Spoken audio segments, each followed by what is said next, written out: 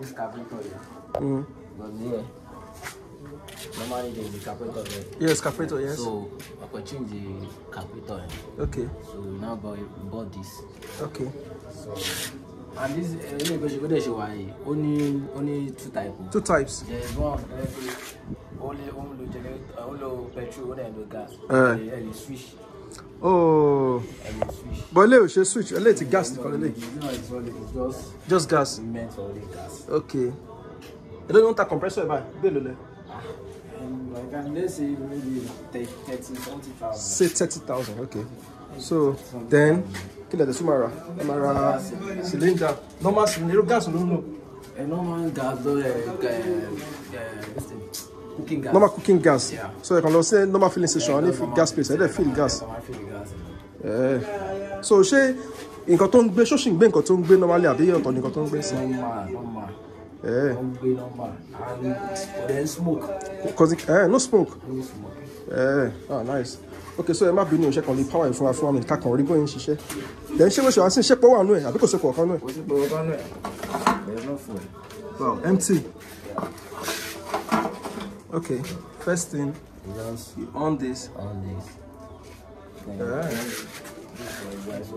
Yeah, gas move around, yes.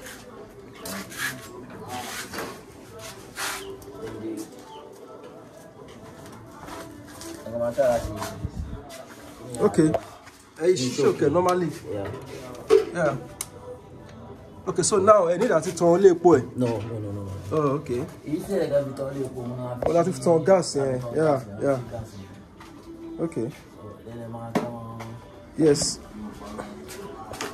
So I switch on the power. Oh yeah. Yes.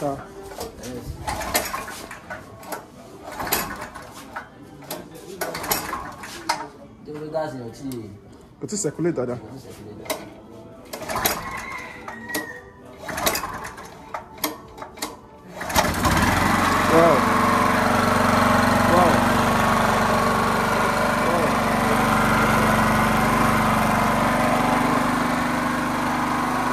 So the power will share everything from the back.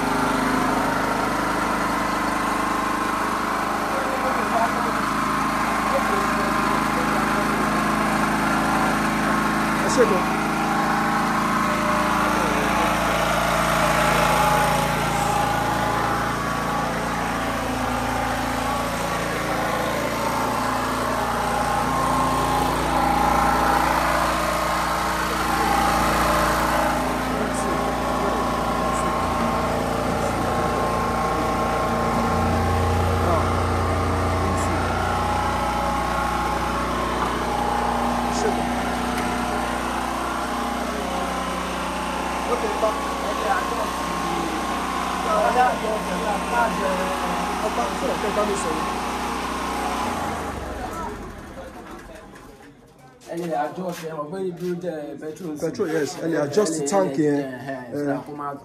Yes. So any adjustments anybody know. So I'm saying, so compared to the repo, it will better.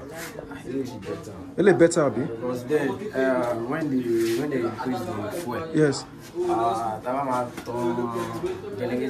I say 10 liter a day, and that 10 liter is 5,000. 5,000, yes. So ever since then, that's at least about 50. There's even like gas now is 630. Yes. So 10 kg is about like 6,000.